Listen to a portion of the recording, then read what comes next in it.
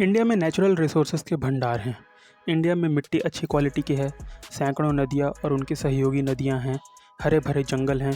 ज़मीन के नीचे बहुत से मिनरल्स अवेलेबल हैं। ओशियंस हैं, पहाड़ों की श्रृंखला हैं, एट्सेट्रा। साउथ में जो पठार हैं उनकी काली मिट्टी कॉटन की खेती के लिए अनुकूल है, जिसके कारण ज़्यादा टेक्सटाइल इंडस्ट्री इंडिया के सदर्न पार्ट में है, स्पेशली तमिलनाडु में।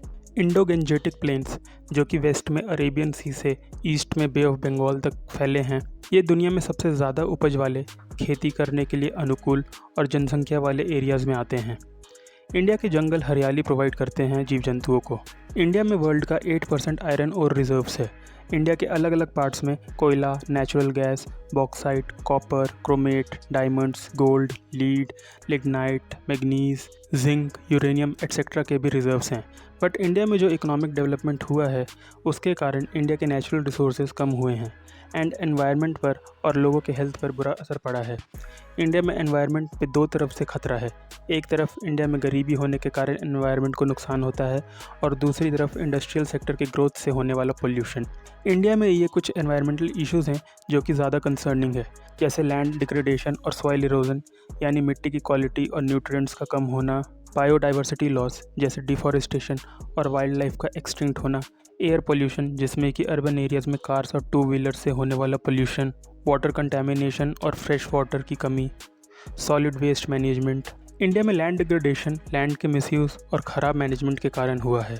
लैंड डिग्रेडेशन के ये रीज़न्स हैं: पेड़ों का काटना, जलाने के लिए लकड़ी काटना और जानवरों के खाने के लिए चारा अनकंट्रोल्ड वे में काटना, शिफ्टिंग कल्टीवेशन यानी एक ज़मीन पर थोड़े टाइम के लिए खेती करना और फिर उस ज़मीन का यूज़ नहीं करना, जंगलों को काटकर वहाँ पे फैक्ट्रीज़ बनाना, जंगलों में आग लगना, सॉइल कंजर्वेशन टेक्निक्स को यूज़ नहीं करना, फसलों को अच्छे से रोटेट नहीं करना, फर्टिलाइज़र्स और पेस्टिसाइड्स का ओवर यूज़, इरिगेशन टेक्निक्स का प्रॉपर प्लानिंग और मैनेजमेंट नहीं करना, ग्राउंड वाटर रिचार्ज होने से ज़्यादा एक्सट्रैक्शन करना, रिसोर्सेज की अवेलेबिलिटी एंड यूज़ पर कंट्रोल नहीं होना एंड जो लोग एग्रीकल्चर पर डिपेंड करते हैं इनकम के लिए उनका गरीब होना।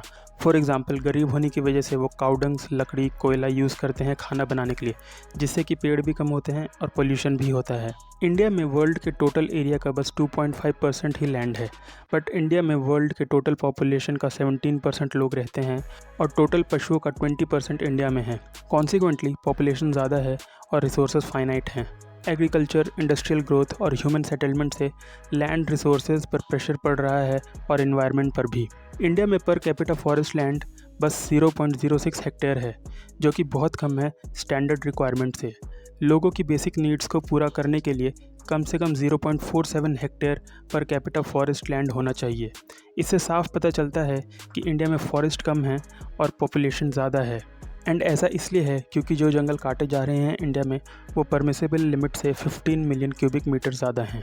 इंडिया में 5.3 बिलियन टन सॉइल इरोजन होता है हर साल, जिसकी वजह से इंडिया हर साल 0.8 million ton nitrogen, 1.8 million ton phosphorus और 26.3 मिलियन टन पोटेशियम यूज़ करता है।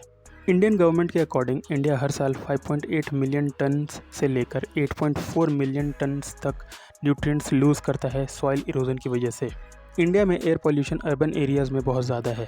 इसका मेन रीज़न है व्हीकल्स। 1951 में अराउंड 3 लाख मोटर व्हीकल्स थे इंडिया में, जो कि 2022 में बढ़कर 35 करोड़ हो गए हैं। जो व्हीकल्स रजिस्टर हुए हैं उसमें 85% टू व्हीलर्स और कार्स हैं एंड ये एयर पोल्यूशन में कंट्रीब्यूट करते हैं।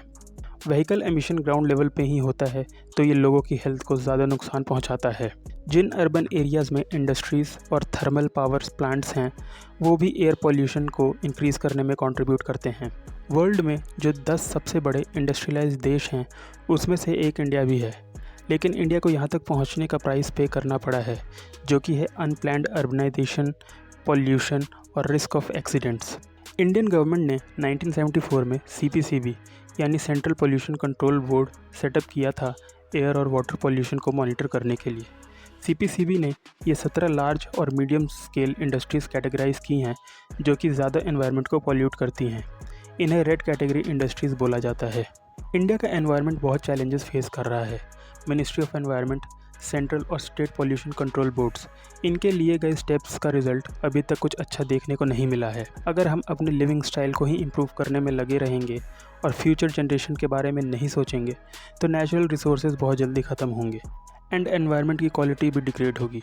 As a result environment crisis और इकोनॉमिक क्राइसिस दोनों फेस करना पड़ेगा हमें भी और फ्यूचर जनरेशन्स को भी।